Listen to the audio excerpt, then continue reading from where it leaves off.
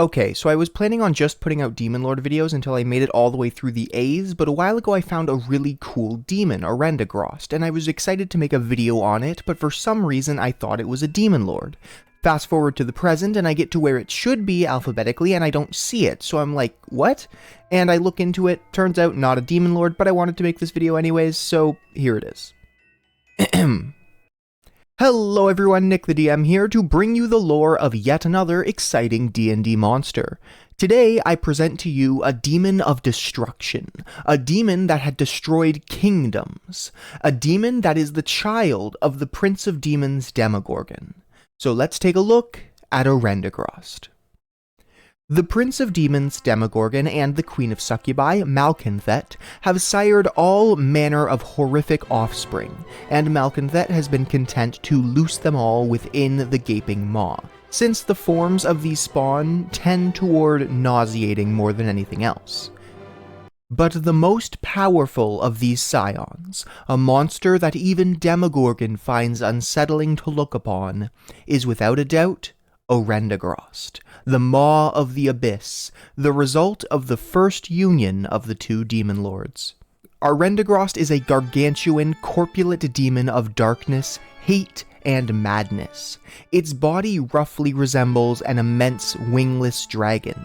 Instead of legs, its lower half is little more than a writhing tangle of tentacles, each large enough to crush the life out of someone with but a moment's whim.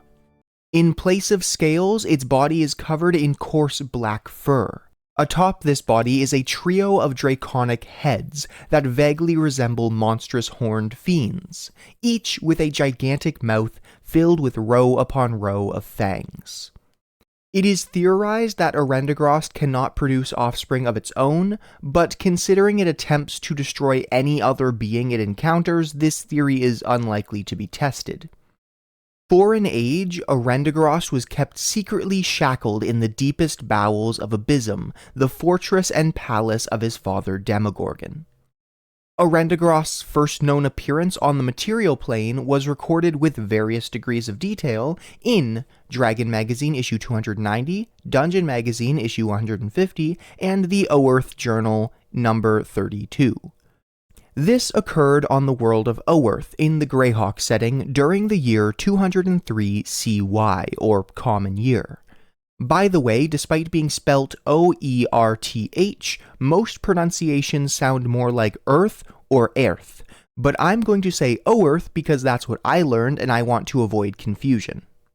That specific year was when Lord Kargoth, said to be the first of the Death Knights on that world and servant of Demogorgon according to Dragon Magazine issue 290, released Arendagrost from its prison as part of a profane ritual corrupting the power of an artifact called the Orb of Soul.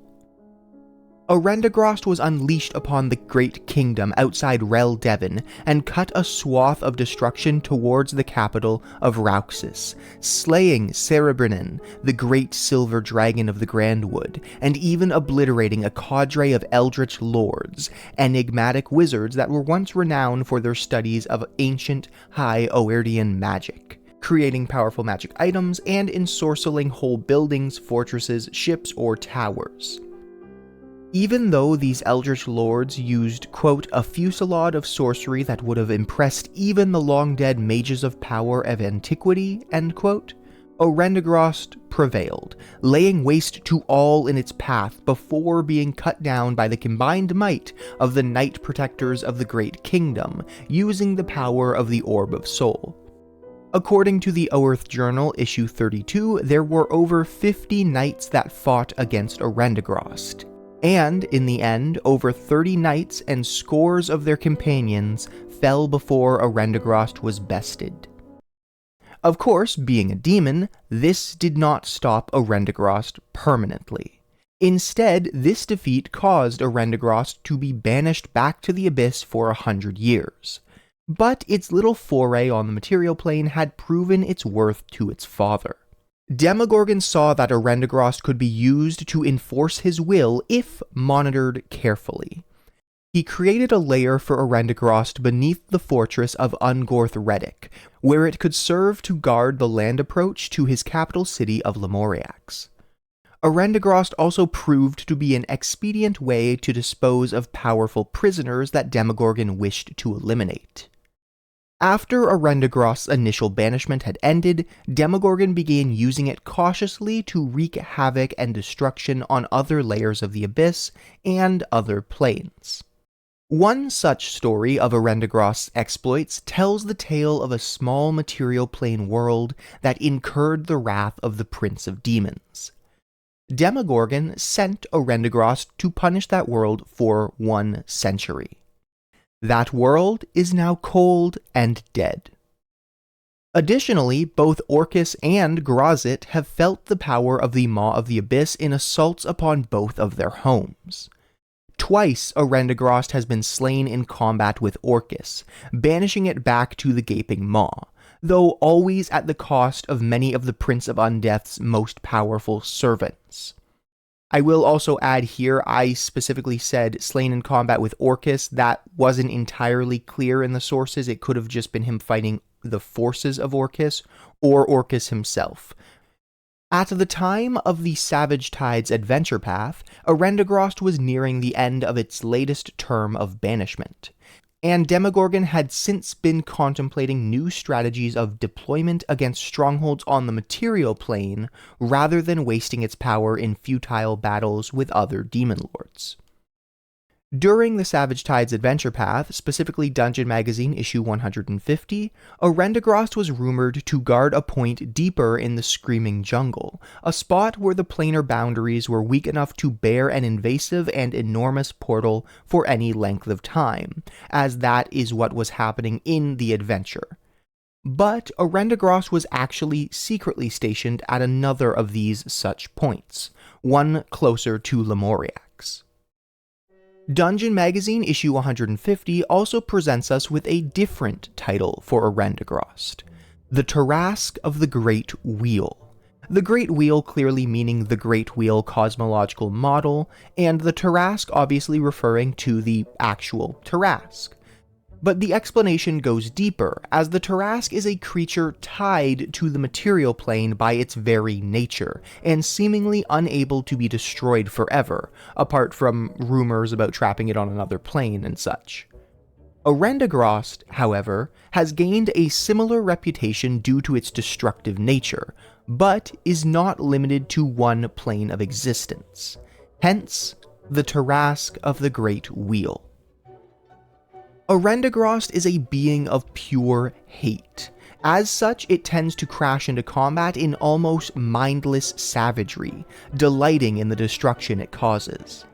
Any creatures it slays or incapacitates are devoured as soon as possible. Arendagrost is particularly amused by the destruction caused by its draconic heads, and it uses its breath weapons as often as possible as a result. Yes, you heard correctly, breath weapons, plural. Arendagrost enjoys turning its ire onto creatures that appear to be near death, waiting for them to beg for mercy or quiver in terror before obliterating them. Arendagrost is able to destroy whole legions of demons with ravenous efficiency, and is smart enough to guard specific objects if it is commanded to do so. Specifically, in the Savage Tides adventure path, it guarded a totem of negation that created a dead magic area, which means magic, spells, spell-like abilities, and supernatural effects simply did not function. In addition, when near the aforementioned totem of negation, Arendagrost would enter the dead magic zone if faced with powerful magic. Arendagrost is also clever enough to hide after a successful battle, lying in wait until more enemies appear and surprising them, as demonstrated in the Savage Tides adventure path. The only time Arendagrost withdraws from combat is at Demogorgon's direct order. Now let's talk about Arendagrost's many abilities. Thankfully, the Tarrasque of the Great Wheel was given a stat block for 3.5e in Dungeon Magazine issue 150, so I was able to draw up some comparisons. As an outsider, Arendagrost breathes, but does not need to eat or sleep. Arendagrost can only be permanently killed on its home layer of the Abyss, the 88th layer, gaping maw, a fact that was apparent considering it came back after being slain in battles against Orcus twice. Due to how closely tied Arendagrost is to Demogorgon, if the Maw of the Abyss was ever slain, the Prince of Demons would feel its destruction as a pang of rage. It's said that Demogorgon certainly wouldn't mourn the loss of his monstrous offspring, but it would cause a distraction. This would also cause a corresponding, yet temporary, loss of Demogorgon's personal life force. Now, as this came from a portion of the Savage Tides adventure which took place on Gaping Maw, it's unclear whether this would happen to Demogorgon anytime Arendagrost was slain, or just if it was slain permanently while on the 88th layer of the Abyss. Arendagrost is a gargantuan creature, making him a full-size category larger than his father, though in some editions Demon Lords can alter their size slightly, but regardless, Arendagrost is a very big creature. The Maw of the Abyss is of chaotic evil alignment and is a tanar'ri demon, which isn't surprising considering its parentage. Arendagrost has Blind Sense, Dark Vision, and Tremor Sense, all with a range of 60 feet. It can speak Abyssal and has telepathy out to a range of 100 feet. With an armor class the same as a Great Worm Gold Dragon, 487 hit points, which is slightly more than an Ancient Silver Dragon, a healing factor of 20 hit points per round, and a damage reduction of 15 to all weapons that weren't Cold Iron and Good Aligned, Arendagrost is pretty tanky.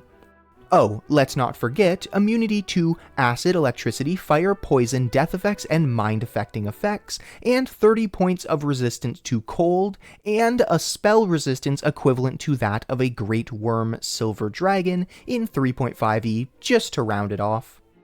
Just for those unaware, spell resistance meant anyone casting a spell against Arendagrost needed to make a caster level check, where they rolled a d20 and added their spellcaster levels. Arendagrost had a spell resistance of 32. On top of that, Arendagrost's maneuverability is insane.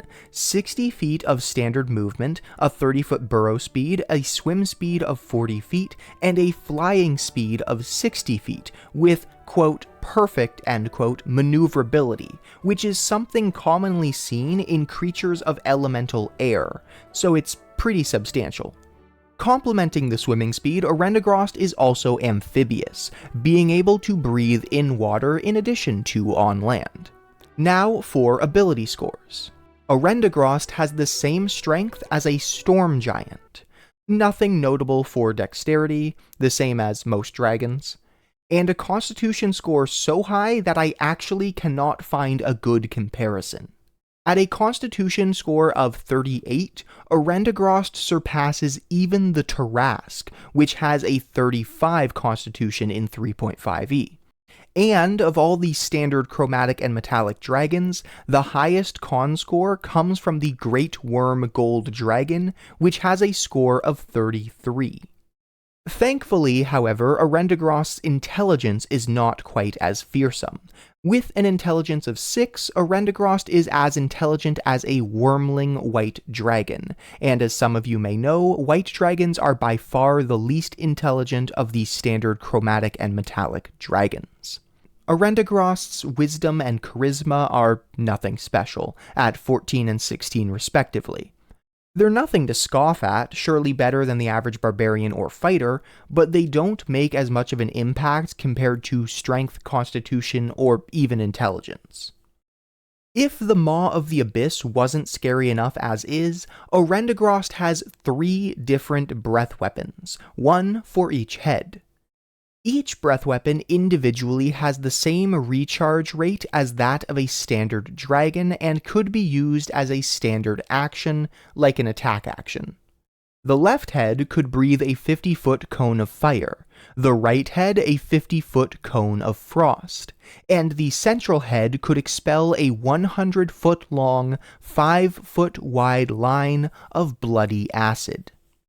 All breath weapons did the same amount of damage, 20d6 in 3.5e, which was the same as an ancient bronze dragon's breath weapon. But if that wasn't bad enough, using a full round action, which in 3.5e just limited what else a creature could do on its turn, Arendagrost could unleash all 3 of its breath weapons simultaneously. Each breath weapon required a dexterity saving throw, taking half damage on a success, which is standard, and the difficulty class for these saving throws was 36, the same as an ancient gold dragon. Finally, its 6 eyes offer instant death to anyone catching their hideous gaze. This ability is quite literal. In 3.5e, any living creature within 30 feet that met Arendagrost's gaze needed to make a fortitude save or die instantly. The DC for this save was 27. In 3.5e, this was the equivalent to the difficulty class of an adult green dragon's breath weapon. Well, technically Arendagrost's is slightly higher, with the Maw having a DC of 27, compared to an adult green with a DC of 25, but it's the closest common comparison I could find. But despite all of this, Arendagrost was only given a challenge rating of 23 in 3.5e, which honestly just makes me more excited to finally run a campaign in this edition. And with that, I have completed my coverage of Arendagrost, the Maw of the Abyss, the Tarrasque of the Great Wheel. As I alluded to in the intro, Arendagrost is one of my favorite demons from recent research. If you liked this video, you can show your support by leaving a like, subscribing, or commenting down below. I'd honestly be really interested in hearing your thoughts about Arendagrost, the Maw of the Abyss, because I truly do really like this demon. But with that said, thank you all so much for watching, and I hope to see you next time. Bye!